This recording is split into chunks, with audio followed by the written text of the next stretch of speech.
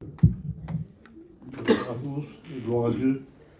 Et je voulais dire, vous voyez, cette jeune sœur qui est passée tout à l'heure, elle m'a ému dans mon cœur.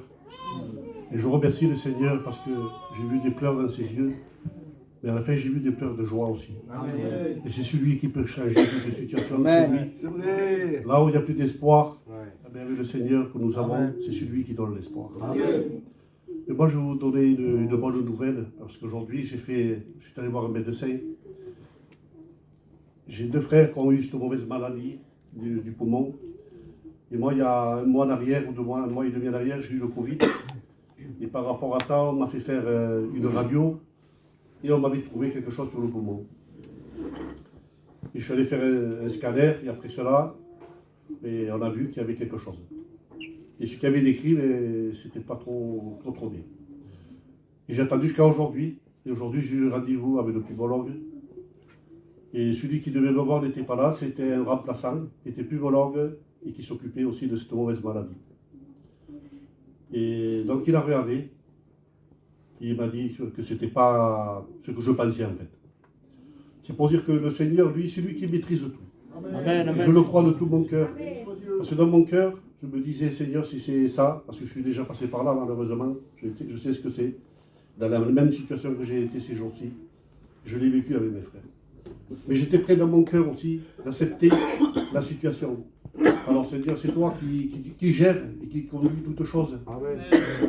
Mais ça m'a fait encore comprendre encore plus, même avec les années que je connais le Seigneur, que notre vie, c'est vraiment de la poussière. Excusez-moi que je le dis comme ça, mais c'est la vérité. La vie, elle tient à un fil. Et d'un rien, votre vie peut basculer. Mais l'importance, c'est d'être prêt. D'être prêt à partir avec lui, c'est pas autre chose. Et ce que j'ai dans mon cœur, c'est ça. Moi, je vais vous raconter une expérience que j'ai eu avec mon fils le plus jeune. Ça fait 2 ou 3 ans de ça. Nous étions ensemble, nous travaillions dans mon local. Et d'un coup, il se sent mal, son visage il devient blanc. Et il tombe par terre. Mais il tombe par terre, je ne m'attendais pas à ça. Il ne me répond plus.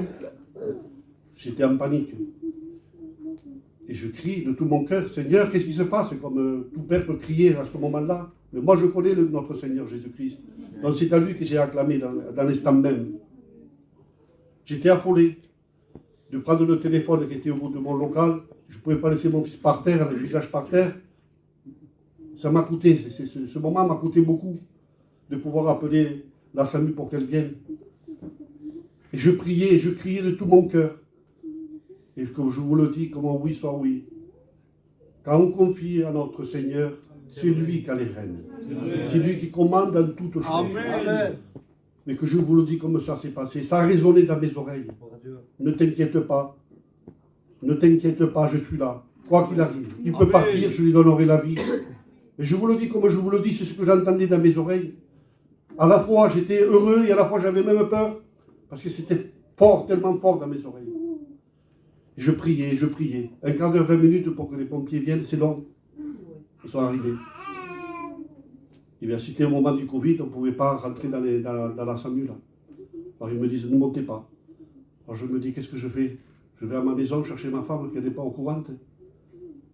Où je le suis, avec ma voiture derrière. Je reprie de tout mon cœur, je crie à Dieu encore. Et cette voix me revient encore, ne t'inquiète pas, je suis là. Il peut arriver, il peut partir, je le ferai revenir. Il a mis une paix dans mon cœur. J'avais la tranquillité dans mon cœur. D'une façon, je suis allé à ma maison, que je suis à Latte. Vous savez, Latte, la Péronie, à 6h, 7h du soir, c'est pas simple. Il y a beaucoup de voitures. Mais que je vous le dis en vérité, j'étais tranquille dans mon cœur. Je suis arrivé à la maison, j'ai dit à ma femme, j'ai dit, Brigitte, il est arrivé ça et ça et ça. Mais ça résonnait dans mes oreilles et dans mon cœur. Il n'aura rien. Il ne se passera rien. J'ai conduit ma voiture comme une personne normale. En temps normal, j'aurais pu doubler, crier tous les feux rouges et faire... voilà. Mais j'ai rien fait de tout cela. J'ai prié toute la route. Amen. Je suis arrivé là-bas. Et on m'a expliqué ce qui s'était passé. Il s'est réveillé là-bas à l'hôpital.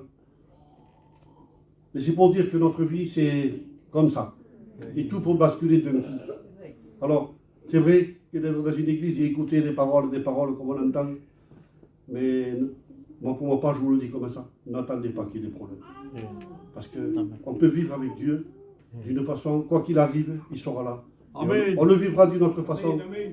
parce que c'est lui qui a les rênes de tout, mais vraiment de tout. Voilà, ce que j'avais à vous dire. Amen, Que amen. vous bénisse à tous.